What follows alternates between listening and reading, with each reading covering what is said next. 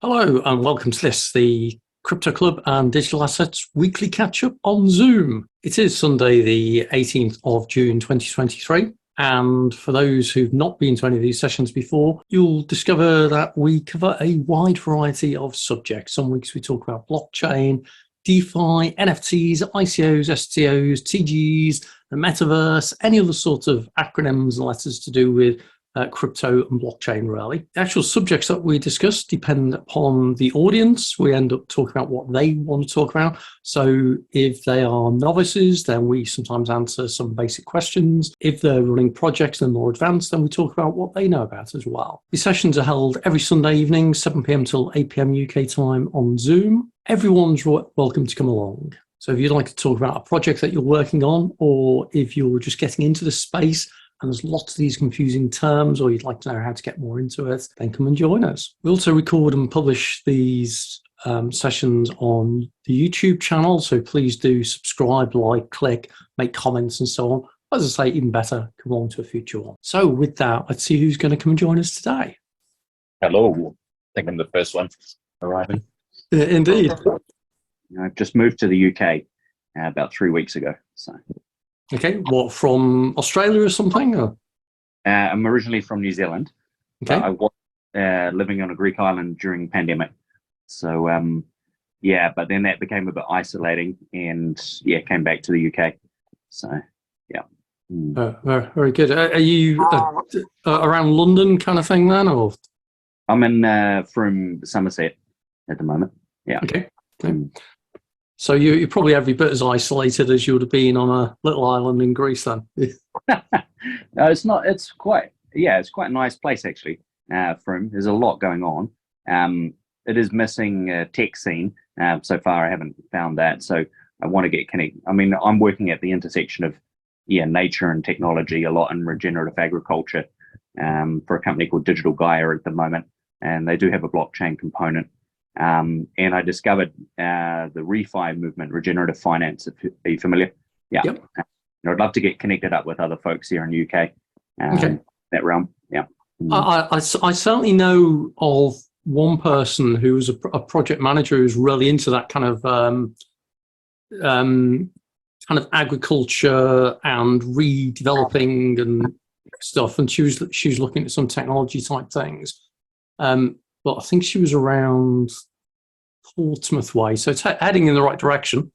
But yeah, happy to connect you with anyone who I can think of, because that's what I love about the crypto and the blockchain community. It's very sociable. It's willing to help each other. It's willing to introduce each other and everything. Yeah, I was going to go to this blockchain day in Oxford today. Did you know about the one that was happening? I'd forgotten it was today. Because I'm actually geographically not that far away from that. Okay. But what was there something? Was there something particular of interest that you were thinking of going, or mainly just a way to meet people? Yeah, and a way to kind of map out the scene as I enter a new country. So, however, I was just having a bit of a nightmare trying to get accommodation through Airbnb, and lots of difficulty, things dropping out and stuff. Yeah, maybe it's busy and expensive as well. Yeah. The problem you get with Oxford for accommodation is that Oxford is a university town, and that means that during term time, a lot of the accommodation is taken up by students, and outside of term time, a lot of the accommodation is taken up by tourists. So you just hit this thing where Oxford and Cambridge in particular are notorious. It's always challenging getting decent accommodation. In terms of the scene and things to go to and that kind of thing, you'll certainly find it's worthwhile coming into London sometimes, because it's the absolute epicenter. That there's all sorts of stuff going on. And are you a member of Meetup? I am, yes. Yeah, okay. So you'll find loads of groups on Meetup, ranging from those who specialize on particular blockchains, like the ETH London group, which is the Ethereum London group. Really, really good. Have in-person meetings. I've been to many of their events and they're brilliant. So sometimes they get guest appearances from the likes of Gavin Wood from, is it Polkadot? I think he's from. Vitalik has been to a couple. So Vitalik Buterin, one of the Ethereum Foundation, and you'll find a fair few others around as well. So yeah, there's also give a shout out to Crypto Mondays. They meet, funnily enough, every Monday in London. Great bunch of people. I've not actually been to any of their events in a long time, but they used to run some really good stuff. So yeah, definitely, if you're looking for in-person events, then London's definitely the place. There was a community building up around Bristol that was beginning to grow. I haven't heard much from that for a while. And then there's various stuff around the country, but these days everyone just goes online. So yeah. Yeah. And what about yourself? What's the nature of your work? What are you up to? Yeah, so but by day, I brand myself as an emerging technology consultant. So I help companies who need to understand technologies like blockchain, DLT, crypto, AI, various other buzzwordy type things as well. But I've got a passion. I originally got into distributed ledger technology about 7 or 8 years ago as I started learning about it. Consciously avoided crypto and then inexorably got sucked into it anyway type thing. So you'll find my details on LinkedIn if you just Google Gary Nuttall Emerging Technology, and I pop up. And I also help building communities. So I set this group up several years ago now in person in a local town. It's gone online. And now that we're online, it means we can extend out to a wider audience. So we've got Elena who's just joined us. And Elena, you're from just outside of Dublin, aren't you, in Ireland? Yes, I live in County Wicklow. Yeah. So just to the south from Dublin. That's great. So welcome back, Elena. Thank you. Yeah, so these sessions completely vary from week to week. Some weeks it might be just Elena and I on the call, which ends up being like a fireside chat type thing. Other weeks we get like 10, 12 people on from literally all around the world. I've had people on from Brisbane, from West Coast US, certainly several people from the Emirates, so particularly Dubai and Abu Dhabi. Several people usually from London as well. So it kind of varies completely. So that's why I tend to advertise these across a number of channels. And I say they're open to everyone, novice, expert. If you're active in this space, then that's great. And you can talk about what you're working on. Or if you're just a novice and you want to ask, so what's one of these crypto wallet things? And what's the difference between cold storage and hot storage or warm storage and that kind of thing as well? And Elena's always brilliant because Elena, I think, still claims to be a novice, even though she's actually quite an expert these days. So Klaus was saying he's involved in the regenerative aspect of, I guess that's a crossover between, is it agriculture and technology in that respect? Distinctly agriculture, but yeah, regenerating systems. So it could be forestry, biodiversity, rewilding. But that's an area that I'm very interested in. And by day, I'm consulting to a startup in that space called Digital Gaia at the moment. They've got about 20 years in the IT industry. So started out life as a software developer, and then now a product manager. Yeah, so managing a software development team. And I also run hackathons. I used to run them in London when I lived there. So I've got a business called Hack Humanity, and done 11 hackathons. So I'd love to do a regenerative hackathon actually. So it's something that I want to put together. Awesome. And were you from North Island or South Island originally? In the North Island, yeah. Okay. Yeah. It's just that everyone I seem to know seems to be from Dunedin, and that's it. Yeah. So I'm convinced that there's only Auckland and Dunedin. They're the only places that actually exist in New Zealand. Yeah. Well, cool. Well, thanks for joining us today. I don't know, did you just come along to see what the group was about and hear things, or did you have something you wanted to talk about? Or yeah, initially just to see what the group is about and meet some other folks. I don't know, Elena, have you got any news, or you've been working on anything of interest to share? No. No, I haven't, but regenerative aspect sounds very interesting, Klaus. Happy to share. And Happy to since, share more. yeah, ever since you mentioned the word and described what it is, I've been thinking, how can we apply blockchain to this? Usually, when we speak about it, it's always great to put medical records on blockchain or private property. Mm-hmm.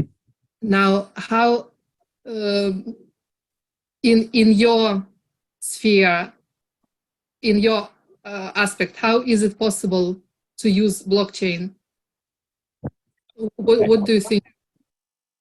So I'll answer that question, but before I'll share a few definitions about what regenerative and regeneration is about. So you need to situate it. So there's 4 different main types of system and activity. You've got degenerate, and you would know that from blockchain being a degen, right? Or maybe you're not, but degenerate, sustainable, resilient, and regenerative system. So like a degenerative, it takes and accrues benefit into a small number of parties and externalizes the cost to many, right? So it's quite an unfair arrangement amongst the actors in the system.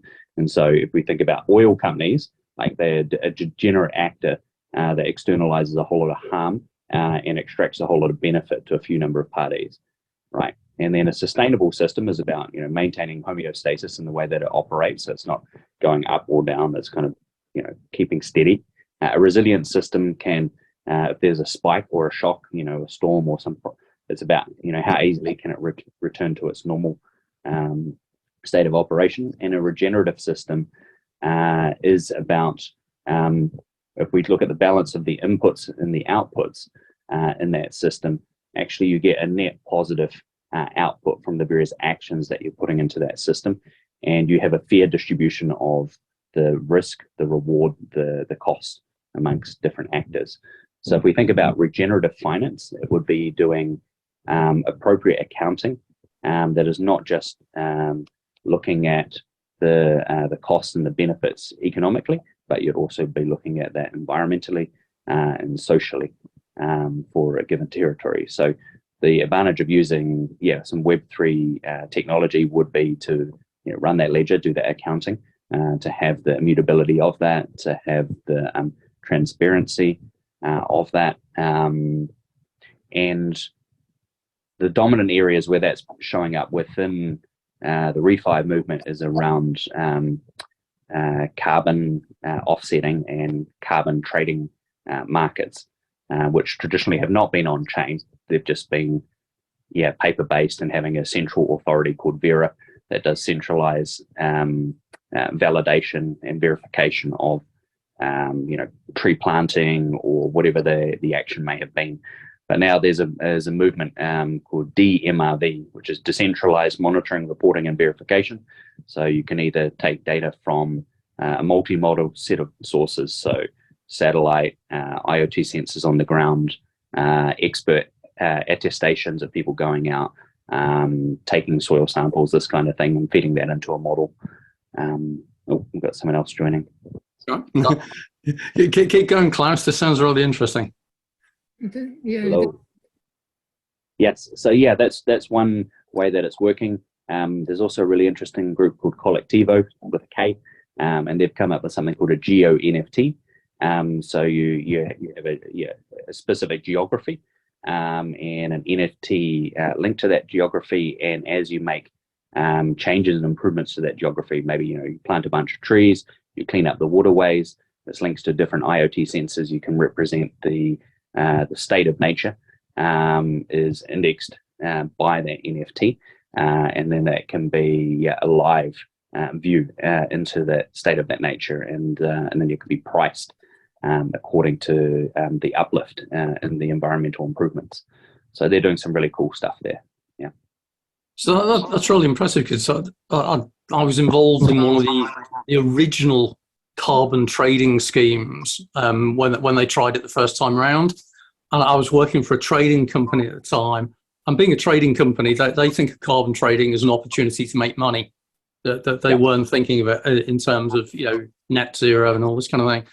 So it's really good, and it ties in with Elena's question about how you can use blockchain in there. The fact you can introduce transparency and clarity on everything kind of overhauls that market. So that's really interesting. Thanks. Sorry, just want to say hi to Sam. Thanks for joining, Sam. We're just talking about regenerative finance and the potential for blockchain at the moment, which is fascinating.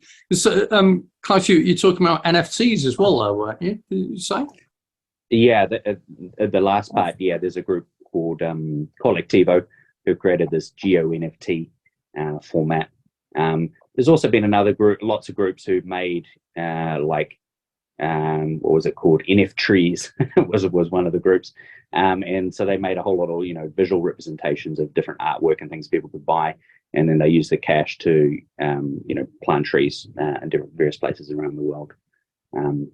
That's where NFTs I've seen being used for that kind of work.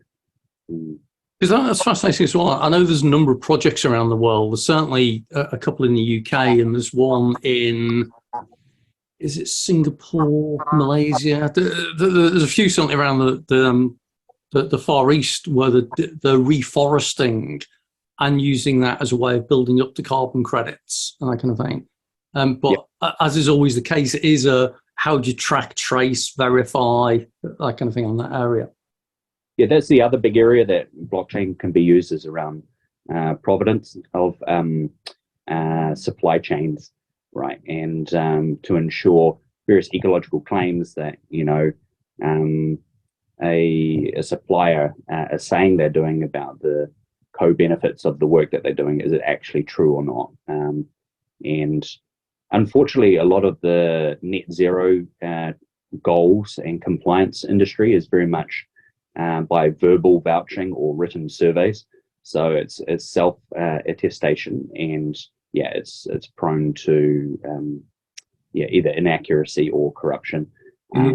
So there's a role for blockchain to play to police that and ensure that people are doing what they say they do.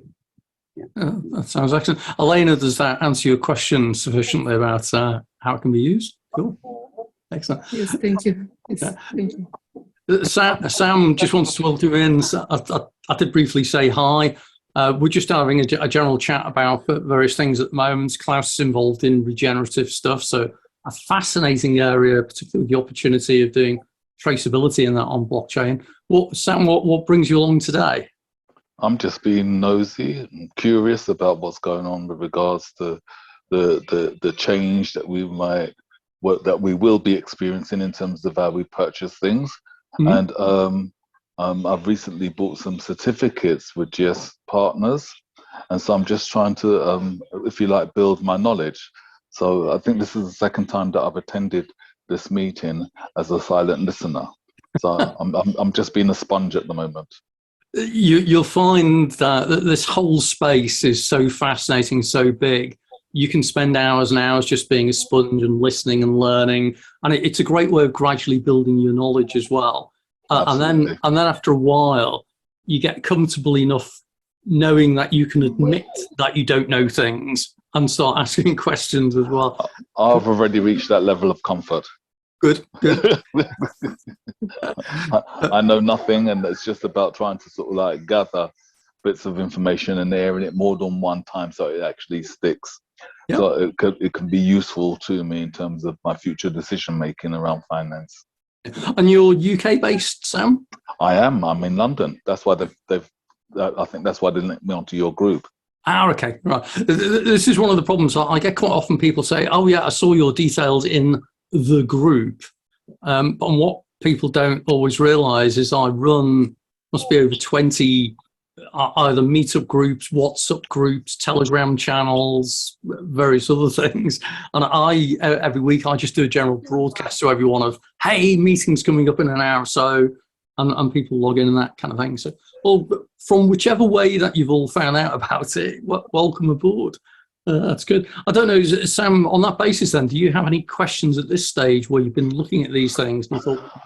I think for me, in terms of art questions, the questions have got to be based on a broader understanding of what I'm trying to achieve. And at this time, I'm very much a novice. So it's really just about me listening and hearing what everybody's saying, and trying to attend, these various meetings that are going on. That unfortunately, the American ones are not very convenient for me because I work during the day, and it's usually like 3 o'clock in the afternoon, our time. And so I haven't been able to catch many of those. So I haven't really got any questions right now, but it's about me getting used to understanding what this invisible money, and what all that business is going to mean, and how because I'm a minimum risk kind of guy. So this is way beyond my level of comfort. Even the certificates, is way is so far away from me that it's unbelievable, because stuff like that I wouldn't be interested in normally. But I've realized that change is afoot. Yep. And so that's why I'm trying to gather myself. So having worked for many years in niche areas of risk management and that kind of thing, particularly in the insurance area, you quickly realize actually that things that you think are safe are increasingly not safe. Absolutely. And this is where looking at emerging capabilities like crypto, like tokenization and so on, they might actually offer a safe harbor of safety, because the existing system might be about to have some challenges, shall we say. Well, I think it's interesting you should use the term a harbor, because the water flows in and out, doesn't it? And that's what happens. That's what happens. And certainty is not something that we can afford to couch ourselves in at this time, because everything that we do has got an element of risk in it. And if you want to do more than what you've done before, then for some of us that magnifies the risk to a scary level. But nonetheless, it's a journey that if you're not on the journey, you'll get dragged at the end of the journey. And I don't want to be dragged anyway. I'd rather be a part of the foot soldiers. As I always say to people, you always need to keep your options open. Absolutely. And if you only have one option, that's not an option. That's right. That's good. Elena, were you about to ask something then, or was it? No, I'm just listening. That's okay. It's just as my role of I'm trying to gradually interact less and less in these sessions and let other people talk more and more. And so whenever I notice that someone's speaker comes on or whatever, I try to facilitate the conversation type thing. Well, it's interesting then, Sam, that you're on the journey, and at least you know that you don't know things. It's just quite often it takes a while to realize just how little you do know as well. I found on my journey of this that learning about crypto made me realize how little I understood about the financial system, and I work in it. I could tell you about the naivety of my journey, if you like, but the naivety of my journey is that the only thing that matters to me, or has mattered to me, is the sterling pound and the US dollar. Cryptocurrency, what's that? Invisible money? No, not for me. No, I want to see it and count it with my fingers. But those days are going to be a distant memory in the near future, I think. And it's about trying to, like I said, trying to arm myself with jealous care. So when it's time for a movement, then at least I've got some idea of what that movement would look like, and not feel altogether too hesitant about it. The other thing is that I'm not I am sure that most people would agree that having your money sit in a bank account as being proven not to be the wisest way of saving your money and making it work for you, because what you end up doing is making it work for others who become benefactors of the little or whatever the amount is that you have. And unfortunately, I'm far too selfish for all of that. So I need to know that my money's doing something for me and me alone. If incidentally somebody else gains something out of it, that's fine as well. But I need to be the primary benefactor. And so that's the other reason why I'm looking at these certificates and that type of stuff. What are these? Curious. What are the certificates that you're referring to, Sam? Oh, these GS certificates. They have these. It's called metaverse. These metaverse certificates. Oh, yeah. That's that. And the only reason, I'll be honest, the only reason why I'm at all interested is that the certificate started off at $100, and so you pay $100 to purchase the certificate, and within the certificate there's 6 different levels of investment or areas that you could invest in.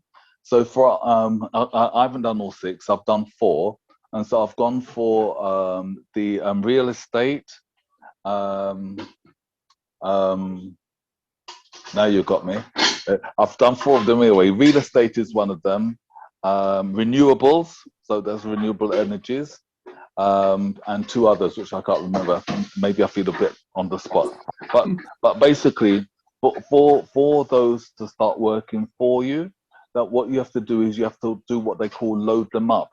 So you load up these certificates, these areas that you want to be active in, and each one has got a different amount associated with it in terms of a minimum guaranteed return. And so the investment is based over 2 years for this certificate, and there's one of them. I think it's the real estate, that's something like 3% return on your money, and that's added per week, as long as you keep on going back in on compounding. I mean, you guys have done all that compounding business before. Are they NFTs, Sam? Do you know if it's an NFT? What you bought? As I said, I just started, so I'm not going to say yay or nay, but what I will do is plead my ignorance. I don't know if Gary would be able to answer that question better than me. I might be able to offer some thoughts around it.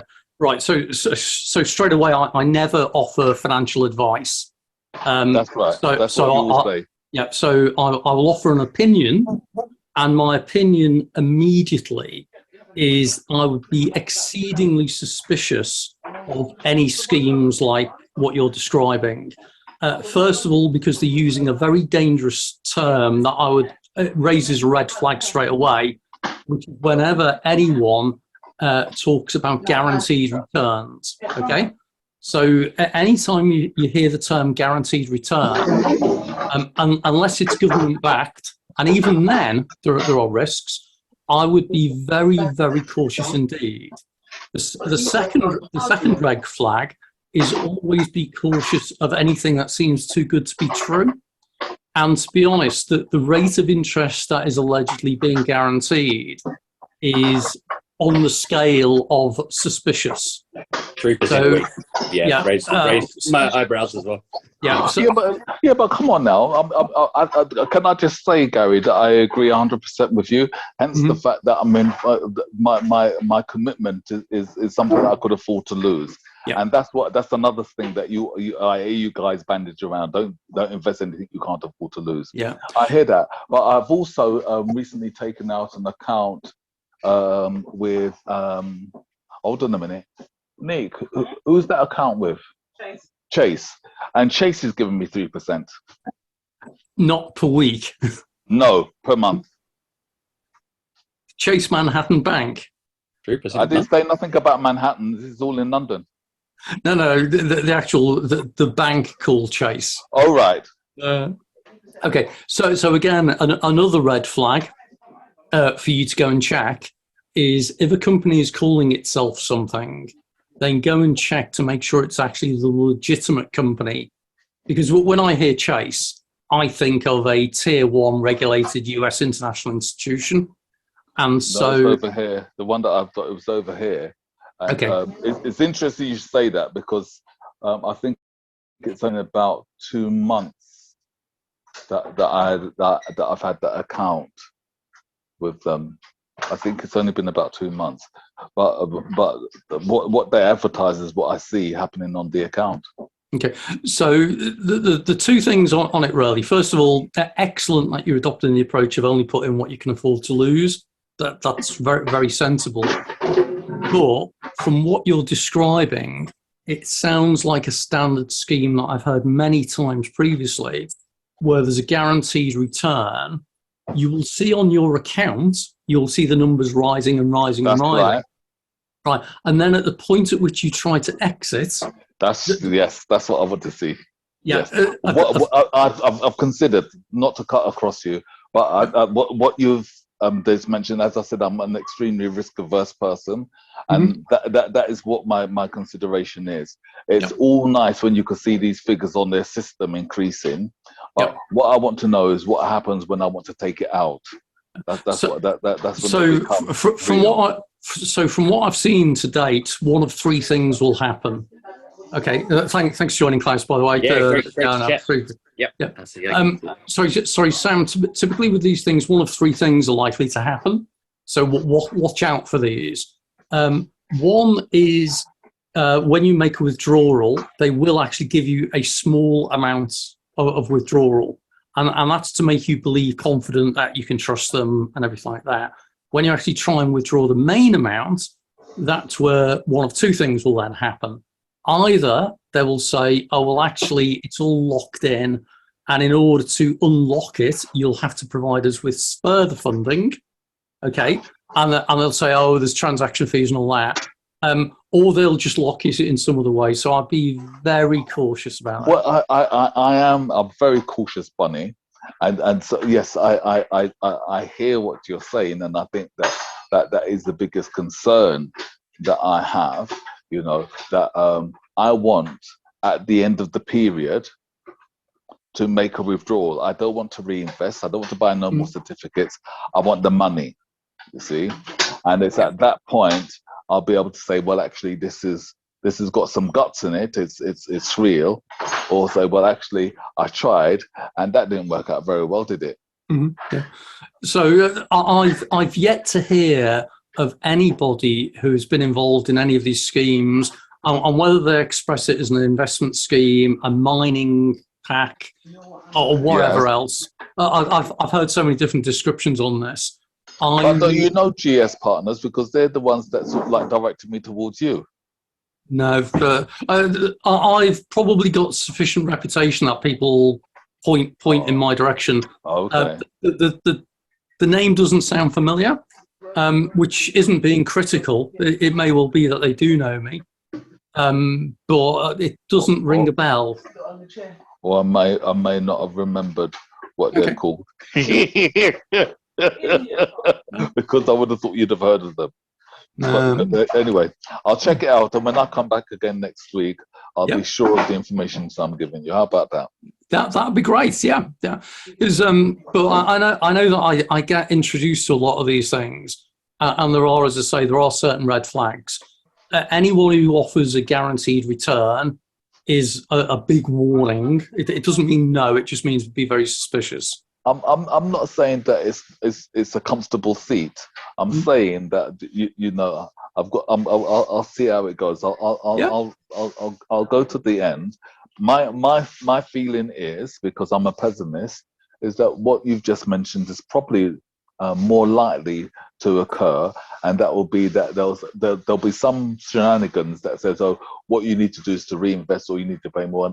That's when I've already decided. That's when the chapter closes on that particular experiment. Yeah, that's fair. And you know, if the worst comes to the worst, then that's what will happen. And if by some amazing, incredible thing it's legitimate, then you've done quite nicely out of it. So. Well, the person that introduced it to me, she's got a person that's taking the weekly interest on their investment. And I don't know. They haven't. I've seen this time after time. I'm with you, bruv. I'm definitely with you. I think it's a load of toffee. Yeah, they'll start sharing screenshots of this is how much I've been paid out. So, This sound familiar? Yeah. Well, you see, the thing is, because I'm a non-believer, you know, when I see this, okay, and what are you still doing here? Exactly. So the one that I've had this with a couple, because I get this on pretty much a weekly basis, where I get people who approach me via various social media channels, and they'll say, the conversation kind of starts off as, hi. It's like, what? It really is shows like, hi, blah, blah, blah. And all of a sudden, it's like, hi, I'm from such and such, who are you? And they start to build up a social relationship, and they start asking about you and what your interests are. They don't talk about crypto straight away. And then eventually they get to the point where it's, oh, I'm a crypto investment specialist, and I've got this great deal I'd love to share with you. And they'll try and convince you that it's legitimate, and they'll start sharing screenshots. So what I've done before now, I had a couple who were really persistent, and I just chat with them because it keeps me entertained and interested sometimes. So it's kind of a hobby, really. But I've asked them where they shared with me, oh, yeah, here's my payout. Okay, what's the wallet address? And they've actually shared the crypto wallet address. And I've gone onto the blockchain and had a look. And I've been able to prove that they haven't actually received the money. And a couple of them have actually reached out and said, I'm glad you told me that because I didn't realise it. And so they were being conned and didn't realise they were being conned. So I'm not a person that's got a lot of faith in my fellow human beings. And I think that, the ones that shout the loudest have usually got the most to gain, and so I would say that I've approached it, but I've approached it with a veil of trepidation. Yep. I used to like it. I think I've shared it before now, where you usually get this thing where they say, oh, just take out a small investment contract, guaranteed return, blah, blah, blah. I said, okay, is it definitely guaranteed? Oh, yeah, it's perfectly safe. Okay. And I can completely trust you. Yeah. And you can trust me, can't you? Yeah, that's great. Okay, great. But this is definitely guaranteed. Yeah. Oh, yeah. Okay. Can you lend me the money to do this then? Yeah. I'm going to try that. Yeah, and I'll pay you back out of the profit I make. And they say, can't do that. It's like, well, why not? It's guaranteed. And all of a sudden they disappear. Well, you know what? I'll put that in my filing system, but for when I need it, because I think that's a good one. If it's guaranteed, lend us the money and I'll sort it out. Yeah, I've actually said, like, if they've said, like, you'll make $200 a week or whatever, I said, well, that's great. I'll take 100 and I'll pay you the other 100, so you're making easy money as well. So anyway, we'll move on from that. I noticed JT's joined us. He's staying quiet and probably laughing in the background, listening to the latest stuff going on. How's it going, JT? Yeah, all good. Yeah, I was laughing. Yeah, how many, of those we've seen in the past, so many. Yeah, they tend to follow a standard pattern, which is why I'll go along sometimes to listen to see if they're trying any new tricks and that kind of thing. Because it's always fascinating that they'll usually go down a particular route of guaranteed return, or you have to get things. And I think, Elena, you were saying that you were introduced to an interesting but dubious thing like this recently. Is that right? Yeah, that's correct. I was approached by a person after an Irish blockchain meeting, a newcomer, and she was actually doing the same things that you, Gary, just mentioned. She was being nice, personal, polite, kind, interested, and then she said, oh, I earn lots of money by doing steps, by doing shopping, by doing everyday things. So I asked, are you using Step N app? Okay. She replied, no, but you might join our Zoom meeting and everything will be revealed then. So I did. I'm happy I did it. The speaker was great. He had brilliant public speaking skills. That's my takeaway.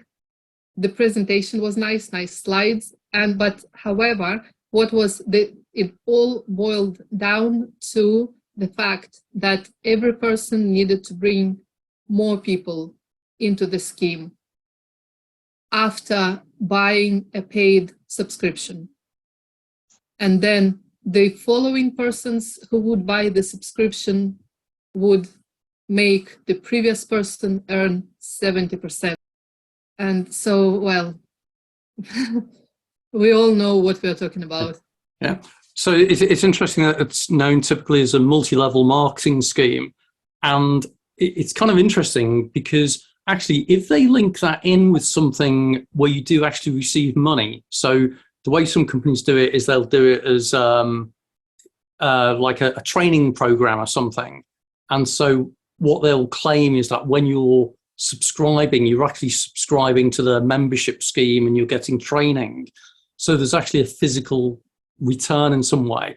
Then that is actually legal, surprisingly. But if they do it legal, yeah, as in MLM schemes are legal.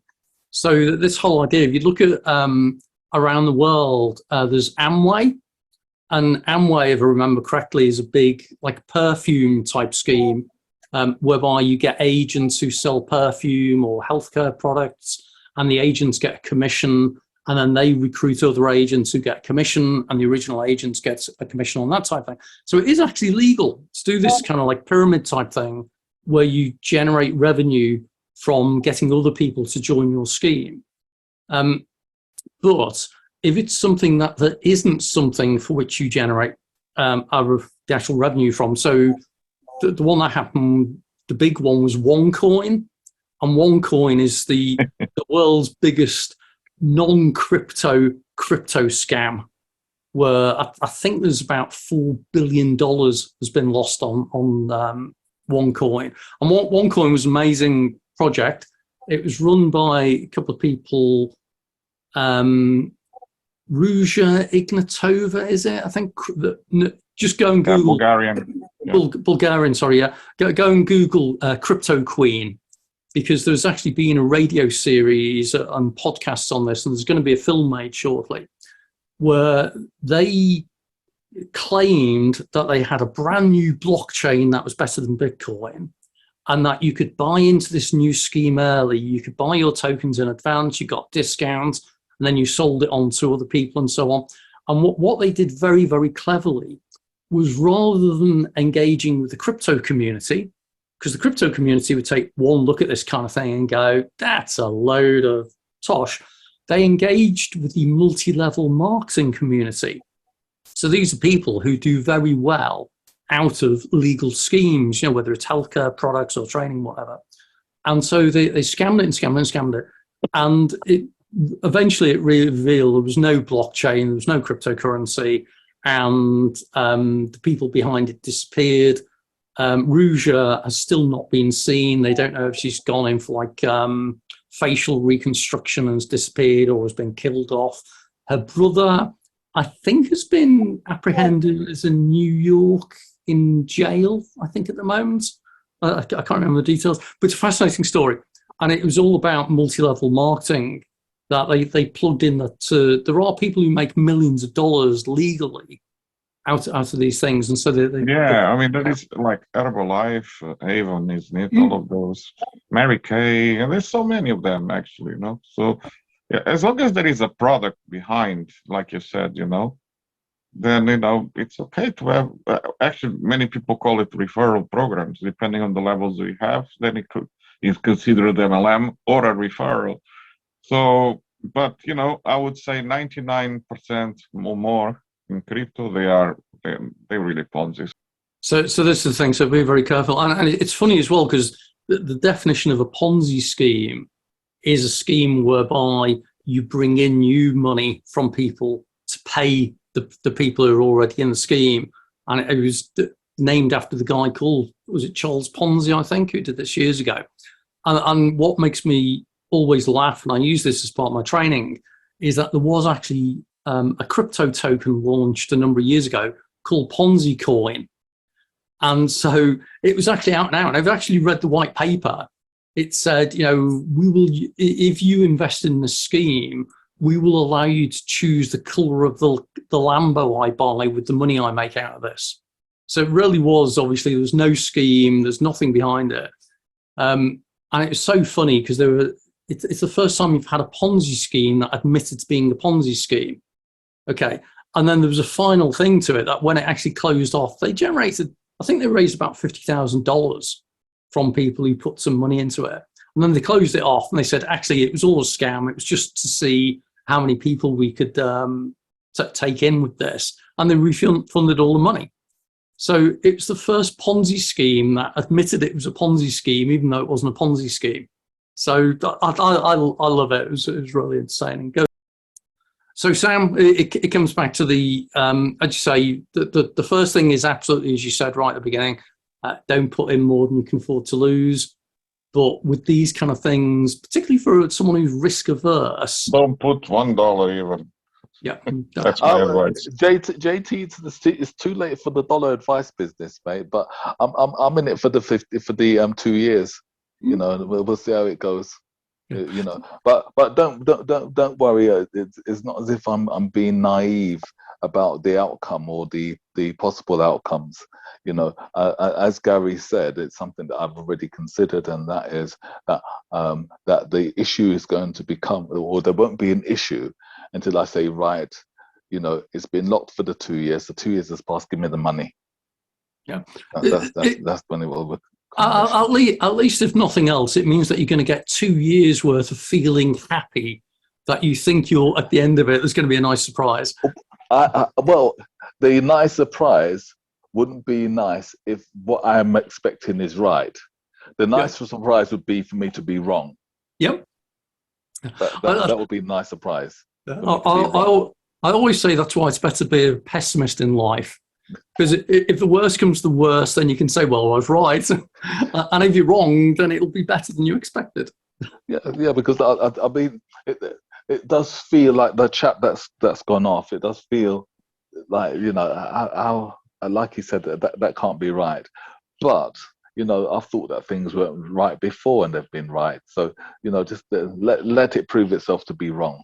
That's what I'm going to, and if it is wrong, then, you know, the injury is not going to be significant enough to wound me. Right. That's good to know. Because you do get some people who genuinely believe these things, or they've got a need for something to succeed, and then they get disappointed and they get hurt. So that's good to hear. Sam, thanks for sharing your experience on that. We look forward to hearing in 2 years' time the outcome. And if I get to hold a placard up to say, you've gone on to mute. It could be that, or it could be that I'll show you a picture of a yacht or something. You know what I mean? And if you do that, that'll be brilliant. And I'll show you a picture of a yacht as well. It won't be my yacht, but it will be a picture of a yacht. JT, just want to bring you back in. You've been sitting quite quietly today. Anything going on in the markets or crypto world of interest you'd like to share today, apart from the ongoing Ripple versus SEC court case? Yeah, that's quite fun, you know. But yeah, this week I was traveling, actually. I was in Paris, very interesting few conferences. But then a couple of days ago, started all this thing with this guy, you know, Zach, you know, that he was he kind of being sued by a guy, Jeffrey Wang, yeah. And he set up a wallet, started to ask people to send Ethereum, and people were just sending Ethereum to the guy. He said, I need $1 million to go after this. This guy came after me. He has a lot of money, you know, and he's like all over the place, you know. CZ sends from Binance and 50K. Who also Sandeep from Polygon sent, I think, 5 Ethereum. The guy reached, I think, last night or today, I can't remember, $1 million already. His target. It's been quite interesting. Of course, the usual stuff happens. Start to appear tokens. There's the ZAC token and all of that stuff. I was like, holy cow, you know, this stuff amuses me these days, you know. So just take that back a step, because I saw a few tweets on it and I've not been following this story. Just take a step back. What is it? So there's a guy called Zach who's just written to people to say, send me some Ethereum. Is that it? Yeah, publish the wallet, and because the other guy is Machi, that's, if you go on Twitter, you'll see a lot of stuff about it. The guy has been kind of doing sorts of exit scams, and since 2018, that's what this guy says, Zach, and he tracked the guy, tracked these wallets, tracked everything the guy was doing, and the guy decided to put a court in action. Take this Zach to court. So he put an action in court. Okay. And the guy, of course, has lots of money. The funny thing here is that this guy Machi, he sent all he's one of the biggest collectors of Bored Apes. Yeah, he sent all his Bored Apes to Binance to support Binance against the SEC case.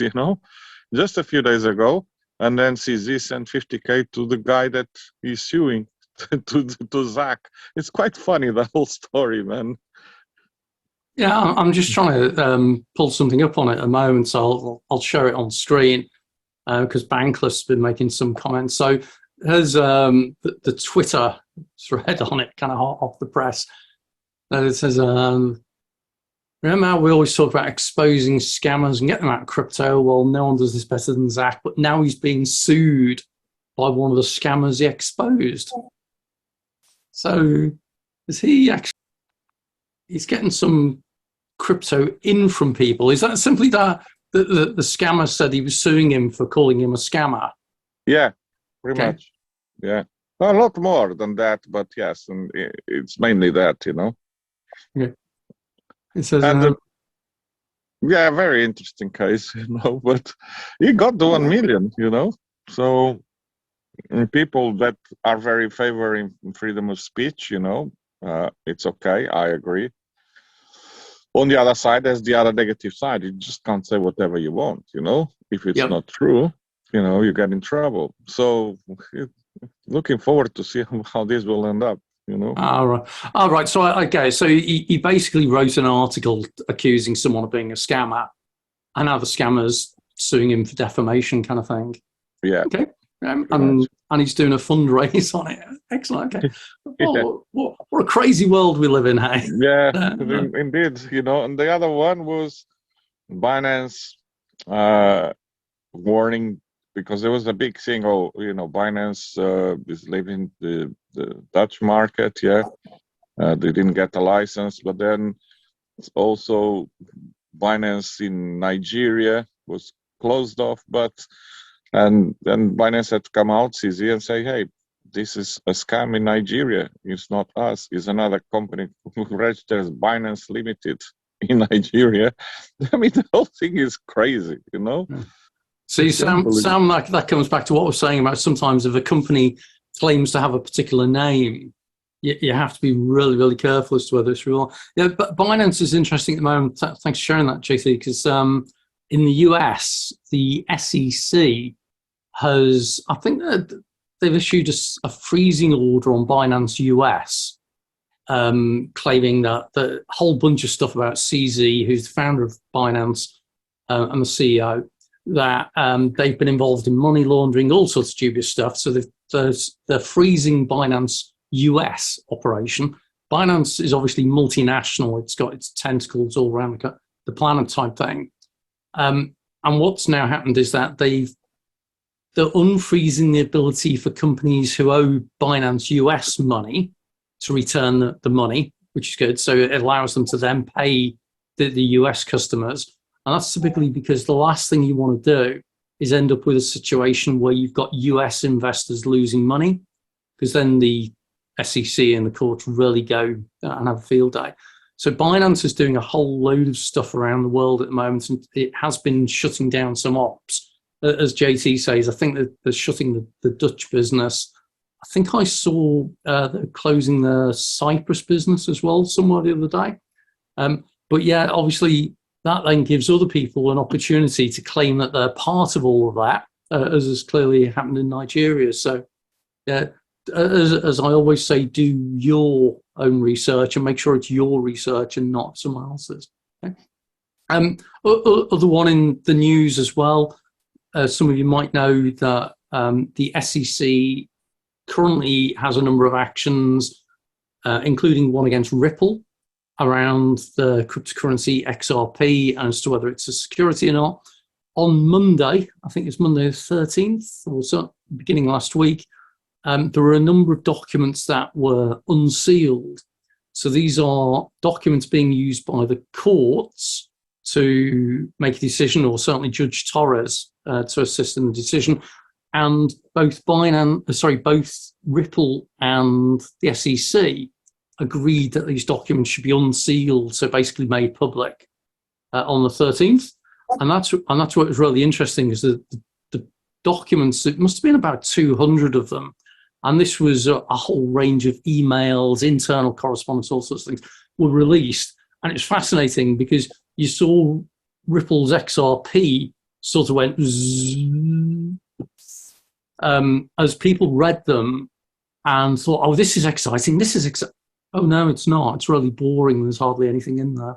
So the price kind of went through a pump for, I think it was a couple of hours, which I presume was just the time it took for people to read their way through the documents, and then actually realised it was a big fat nothing burger, and there wasn't actually that much new in there at all, and the price collapsed down and then it recovered and everything. So, yeah, interesting. But proof as well how there are a lot of social media commentators or influencers who are all saying, oh, well, when these documents come out, this will make Ripple go to the moon, blah, blah, blah, blah. And the more sensible ones said this is not going to have an impact, and sure enough, it didn't. So beware of anything you see on social media as well. Oh, we've got Lucy coming in to join us at the last minute. Hang on, I'll just let her in for the last few minutes. So I don't know, anyone got any other news or interesting stuff they'd like to share? Certainly, it's fascinating looking at what's going on with the markets. And you keep getting these kind of like shock waves as the SEC goes to court with more and more people. I think they're also taking action, I think, against Coinbase and probably a number of other exchanges as well. Lucy, hello. You join us right at the end of the session today. Is Lucy out riding a horse? Oh, hi Gary, how are you doing? Hey, I'm good. Where are you today, Lucy? I'm actually at home, and for the first Sunday at around this time in a while, I'm actually free, so I thought I'd pop on and say hi. That's good. Well, we're on to the last 2 minutes of today's session, so it's good that you made it. Typical timing. So that's the way it goes. You've missed an interesting talk, because we've been talking about various things about how to avoid crypto scams, particularly multi-level marketing type things, investment schemes. Just been talking briefly about the SEC's latest actions in the crypto world. But right at the beginning, he's popped off now, Klaus, who was on earlier, was talking about regenerative finance and some of the stuff he's involved in around blockchain potential for it as well. So it's like fishing. You should have been here earlier, or it'll be interesting stuff. So in fact, with that, if there's nothing else happening, we are pretty much on the hour. This is usually where JT says, just before you finish, I've got something to ask you. Or share or whatever. All good. It's all good. So I shall wish everyone a great week. I hope that Elena doesn't run to the hills, and she'll understand that. Sure, I will. And do remember, for those who are into rock music, to lock up your daughters, I think, because somewhere in time, see, for those who are into Iron Maiden, they'll understand those in jokes there. So I'll wish everyone. One more thing. Go for it. Did you see that one about Charles Hoskinson on a chase of an alien spacecraft that was dropped somewhere in the ocean near Australia? So he flew one of the top ufologists, or whatever it is, specialists, on his private jet, and they are on a big boat trying to find where that spaceship is. This is Very what interesting. You need to, I mean, there's so much stuff going on at the moment. You know, it's just crazy. I'll go and check that out later. Well, there you go, folks. What a way to finish. We've covered regenerative finance, we've covered scams, and we've ended up with tracking down UFOs. So, everyone, thanks for coming along today. Hope you've enjoyed it. For those who are on YouTube, click the like, subscribe, and even better, come and join us for a future session. Have a great day, folks. Bye now.